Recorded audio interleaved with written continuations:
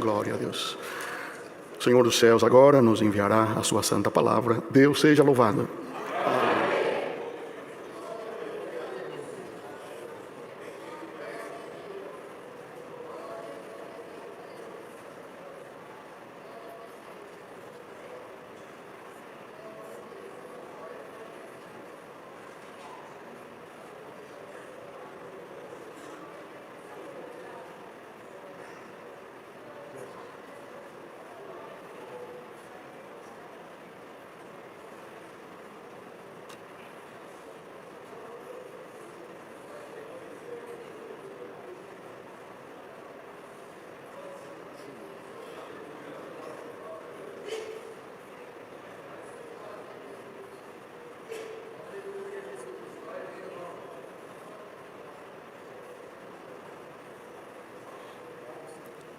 O Senhor nos traz avante a sua santa palavra no Evangelho por Lucas.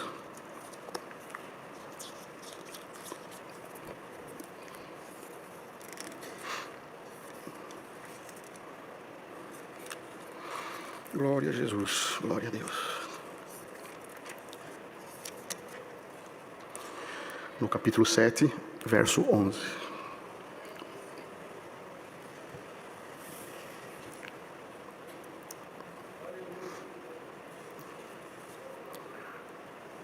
O filho da viúva de Naim.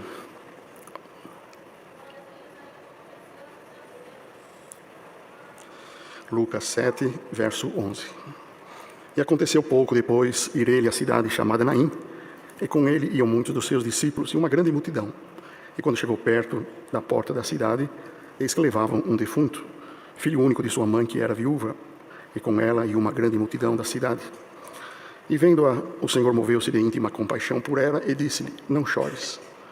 E chegando-se, tocou o esquife, e os que o levavam pararam, e disse: mancebo, a ti te digo, levanta-te.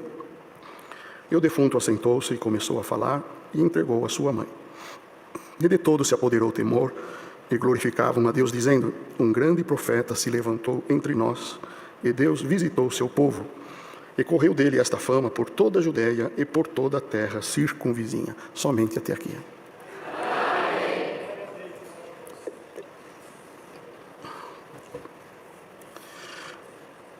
A mocidade recebeu com amor, com carinho, os conselhos, as orientações. Agora, Deus vai mandar a palavra. O culto à tarde, naturalmente, a gente dá uma acomodadinha, mas vamos nos esforçar na comunhão. Mais um pouquinho, nós vamos sair daqui glorificando a Deus. O objetivo do Senhor Jesus, nos dias que estava aqui, não era ser um homem curandeiro, para curar pessoas, para fazer milagre. O objetivo dele era a salvação, anunciar a salvação, reatar a nossa comunhão com Deus, desfazer a obra do adversário, aproximar o homem da misericórdia de Deus, quebrar muitas leis, pois a palavra fala que o jugo era muito pesado, a lei era muito pesada. Então ele falava: eu sei que vocês estão cansados e oprimidos, vinde, eu vos aliviarei, o meu fardo é leve, o meu jugo é suave. Então ele veio salvar, tirar o peso da lei, instituir o tempo da graça, do perdão e da misericórdia. Mas precisava que também alguns sinais fossem feitos, alguns milagres acontecessem, para que o povo cresce, para que as suas palavras tinham credibilidade por aquele povo que ainda não aceitava ele como o Messias.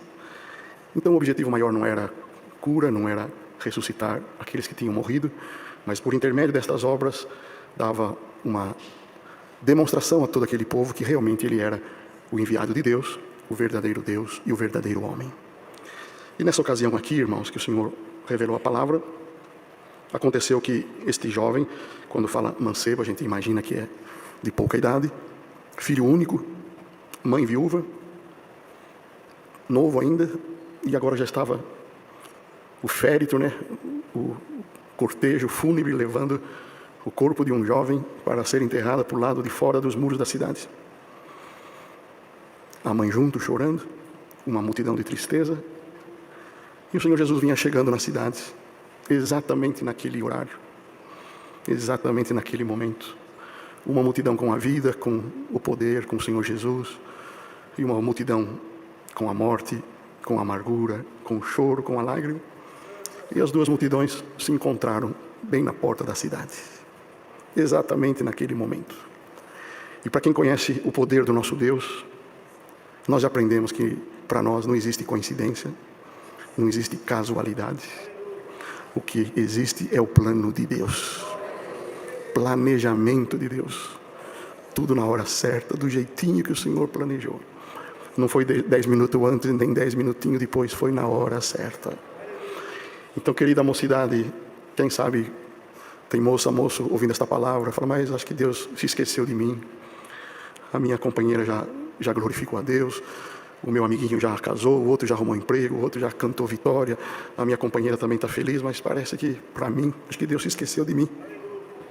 A palavra desta tarde é essa: Deus não esquece de ninguém. Ele sabe o dia e a hora que vai fazer a tua boca glorificar a Deus. Guarde este recado vindo de Deus. Não existe coincidência, existe plano de Deus. E sobre todos nós que cremos no Senhor Jesus, temos que ter certeza que existe sobre nós um planejamento de Deus. Num dos salmos está escrito lá que a nossa vida é como um conto ligeiro. Não é isto? Se não me engano, Salmo 90. A nossa vida é um conto, é um livro de história. Curta, nossa existência, nossa passagem neste mundo é muito rápida, mas existe um conto. E tem alguém que escreve o livro. Não tem alguém que é o autor. E lá na palavra de Deus não fala que o Senhor é autor e consumador da nossa fé. Então alguém que escreve o livro da tua história. E não tem um livro igual ao outro, não tem uma história igual ao outro. Podemos ir lá na biblioteca, podemos ir lá na livraria, vai ter muita prateleira de livro, mas não tem um livro igual ao outro.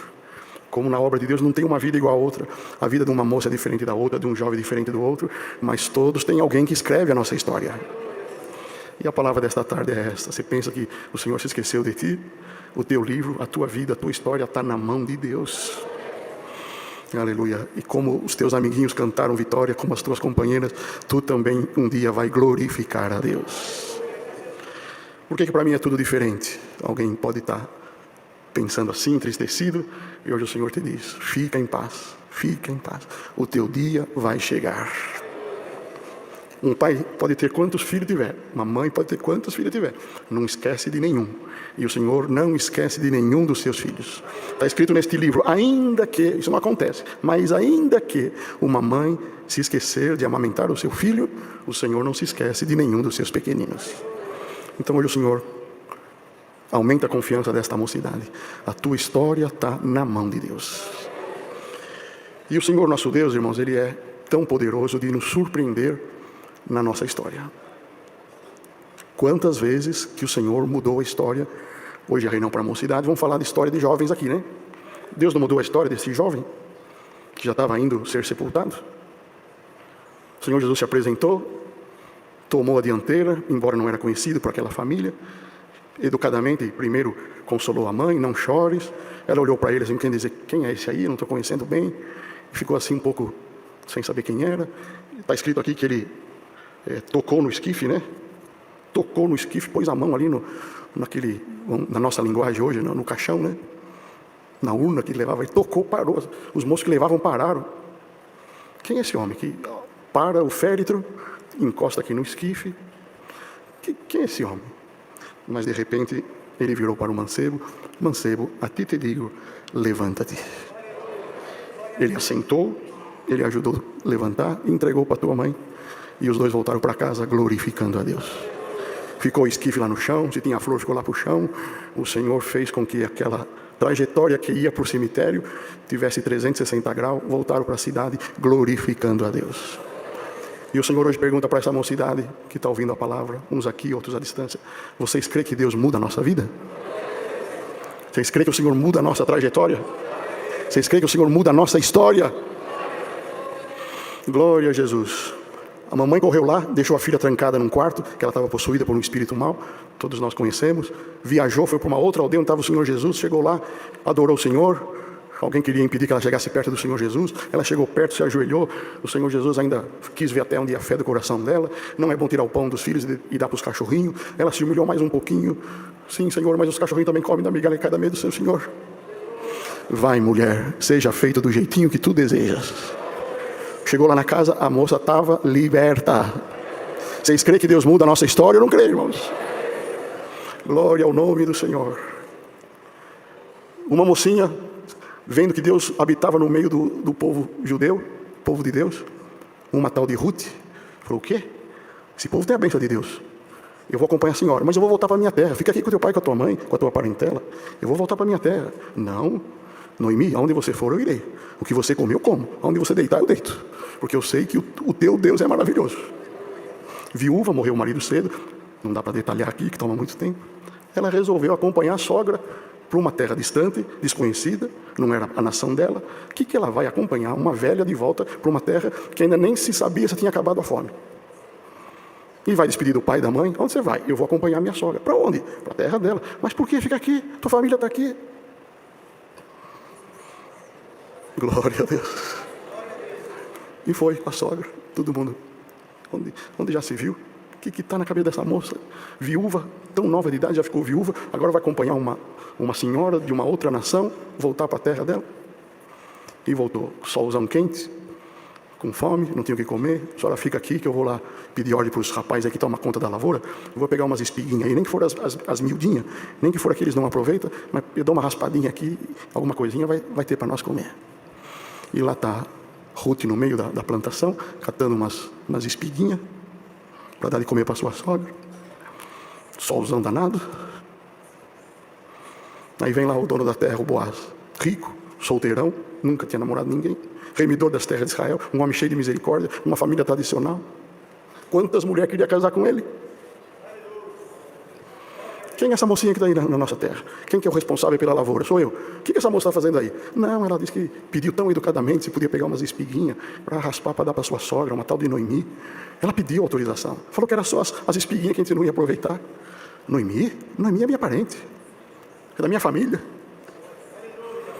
Podia achar tanta moça bonita, filha desse, filha daquele outro. Foi se apaixonar por uma moça com as unhas cheias de terra, no meio do campo, rabiscando espiga, queimada do sol. A mocidade crê que Deus muda a nossa história? Glória ao nome santo do Senhor. Então é a palavra que Deus nos manda aqui hoje. Deus mudou a história desse mancebo, daquela jovenzinha que o adversário judiava dela. Mudou a história de Ruth e vai mudar a nossa história também. Uma jovenzinha sem pai, sem mãe, Mardoqueu cuidava dela, com medo de falar que era do povo judeu, porque tinha um príncipe lá que tinha um ódio de judeu que matava. Não fala para ninguém que nós somos do povo judeu. Mas tem uma inscrição aí, diz que o rei vai escolher outra rainha no lugar de Vasti. Ele não pôs limite de nacionalidade. Falou, quem quiser se inscrever pode ir. Vai lá. Vai lá, Esther. Eu? Vai lá, Esther. Não custa nada. Não custa nada. Os homens lá que vão cuidar das moças são extremamente educados. Homens, né, que preparados para esse carinho. Vai lá, Esther. Eu? Mas eu sou estrangeira. Não faz mal, vai lá. Posso ir, Mardoqueu? Vai, Esther. O não a gente já tem, quem sabe o Senhor se lembra de nós. Vocês creem que Deus muda a história? Não creio, irmãos. Quantas moças lá que era filha de homem importante, de homem do governo, de filha desse, filha daquele, sobrinha desse, daquele. Ô rei, ó, tem uma tal de moça lá que está lá na casa das mulheres, se preparando para te conhecer, mas tem uma lá, você dá um jeitinho lá. Nessa obra não tem jeitinho, nessa obra não tem parente, nessa obra não tem amizade, nessa obra tem a escolha de Deus.